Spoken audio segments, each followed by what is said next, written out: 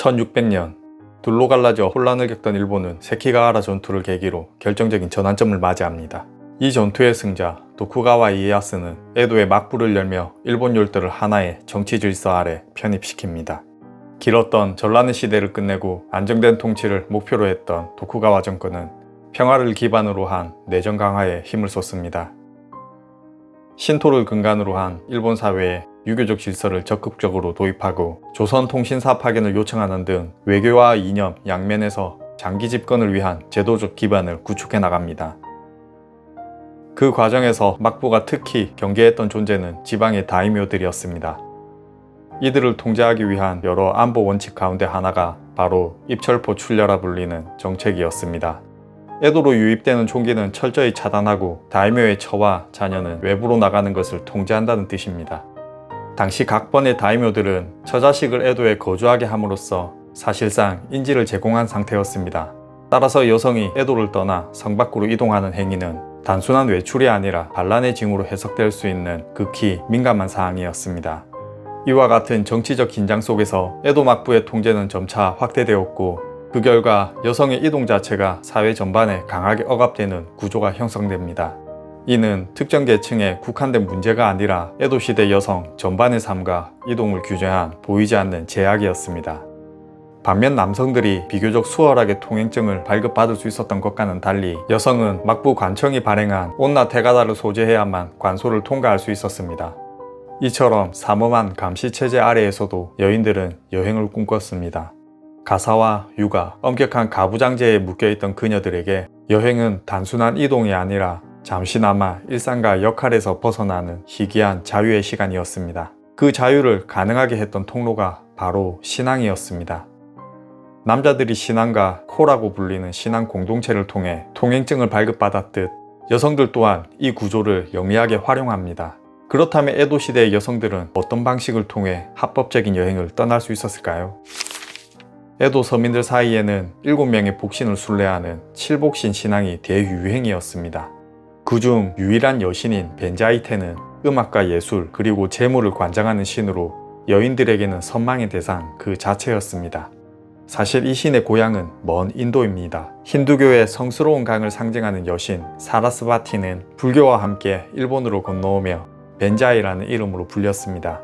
물의 흐름처럼 유창한 말솜씨와 음악적 재능을 관장하는 그녀가 일본의 칠복신으로 자리 잡은 것은 에도 시대 초기 막부의 고문이었던 텐카이 승려의 제안에서 시작되었습니다. 텐카이는 전쟁의 시대가 끝나고 평화가 찾아온 에도 사회에 7가지 복덕이 필요하다고 역설했습니다. 이때 그는 지혜와 예술의 여신인 벤자이텐을 칠복신의 일원으로 추천하며 그녀에게 재물의 의미를 더해 벤자이텐이라는 새로운 직함을 부여했습니다. 당시 여인들은 벤자이텐을 단순히 숭배하는 것을 넘어 아름답고 재능 넘치는 그녀의 모습을 담고자 하는 열망을 품었습니다. 에도 중심으로부터 그리 멀지 않은 곳에 자리 잡은 에노시마에는 벤자이텐을 모시는 신사가 있기에 여인들에게 각별한 장소로 여겨졌습니다. 에도 시대 서민들 사이에는 에노시마의 벤자이텐에 관한 기묘한 전설이 상식처럼 퍼져 있었습니다. 바로 벤자이텐이 지독한 질투의 여신이라는 사실입니다. 당시 사람들은 남녀가 함께 에노시마를 참배하면 여신의 시기심 때문에 그 커플은 반드시 헤어지게 된다고 믿었습니다. 이 강력한 종교적 금기는 역설적으로 여성들에게 최고의 기회가 되었습니다. 남편이나 아버지와 동행하지 않아도 되는, 정확히는 동행해서는 안 되는 완벽한 명분이 생긴 것입니다. 여인들은 이 전설을 방패 삼아 남성들의 시선에서 벗어난 여성 전용 여행을 쟁취하게 됩니다. 하지만 여성들의 여행 역시 경제적 기반이 전제되어야 했습니다. 앞서 영상들을 보셨다면 이미 눈치채셨듯이 보통 서민의 여행 비용은 모두 코라는 조직에서 시작합니다. 상인 가문의 부인들이나 예능에 종사하던 여성들은 온나 코라 불리는 여성 전용 신앙 조직을 만들었습니다. 매달 조금씩 모이는 돈만큼 언젠가 일상의 굴레를 벗어나게 해줄 여행의 꿈도 함께 커져갔습니다. 여인들의 여행 복장은 남성보다 훨씬 세심했습니다. 치맛단이 더러워지는 것을 막기 위해 옷자락을 걷어올린 스소히키와 다리에는 하얀 하바키를 둘렀습니다. 머리에는 수건을 쓰고 그 위에 삿갓을 얹었습니다. 이 복장은 당시 여인들 사이에서 가장 유행하던 여행 차림이었습니다. 에노시마로 향하는 길에는 비단 옷을 입은 여인들의 행렬을 쉽게 볼 수 있었다고 하니 당시 많은 여인들이 여행을 즐기고 있었음을 보여줍니다. 에도에서 에노시마까지는 약 50km, 1박 2일의 여정이었습니다. 여인들의 발걸음이 닿은 에노시마는 섬 전체가 하나의 신사이자 유람지였습니다. 그녀들이 이곳을 찾은 가장 큰 이유는 벤자이텐에게 예능의 실력을 빌기 위해서였습니다. 에도 시대 여성에게 샤미센과 무용 같은 예능은 단순한 취미가 아니라 사회적 교양과 지위를 보여주는 수단이었습니다. 이러한 사회적 인식은 벤자이텐을 이유로 들어 여행할 수 있는 명분을 제공합니다. 예능의 신을 직접 뵙고 와야 솜씨가 는다는 논리는 가부장적인 사회 분위기 속에서 거부할 수 없는 자기 개발의 명분이 되었습니다. 참배를 마친 남성이 쇼진 오토시라는 의식으로 금욕 끝에 일상의 쾌락을 즐겼다면 참배를 마친 여인들에게도 나름의 쇼진 오토시가 있었습니다. 남성들이 술과 여인이 있는 유흥을 찾았다면 여성들에겐 온천욕과 쇼핑이 있었습니다. 그녀들은 소라구이와 신선한 회처럼 에도 도심에서는 쉽게 맛볼 수 없는 섬의 해산물 요리를 즐겼고 에노시마와 가마쿠라를 거쳐 하코네 입구까지 그 발길을 넓혀갔습니다. 가마쿠라 보리 같은 특산품과 화려한 칸자시는 여행의 증표이자 일상으로 돌아간 뒤에도 여행을 기억하게 해주는 물건이었습니다. 숙소에서 즐기는 뜨거운 목욕 또한 가사와 노동으로 지친 몸을 풀어주는 가장 큰 보상이 되었습니다.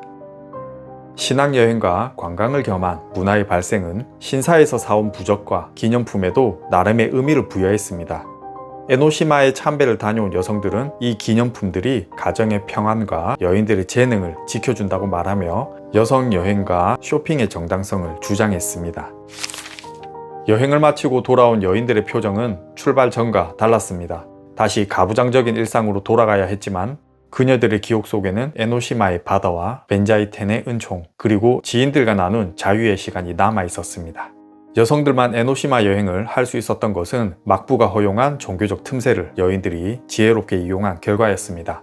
질투하는 여신의 전설로 남성들을 떼어내고 포를 통해 자금을 확보하며 예능의 발전이라는 명분으로 통행증을 얻어낸 그녀들에게 여행은 참배라는 이름 아래 억압된 사회에서 잠시 벗어나게 해주는 탈출구이자 일상에 허락된 몇 안 되는 짧은 해방이었습니다.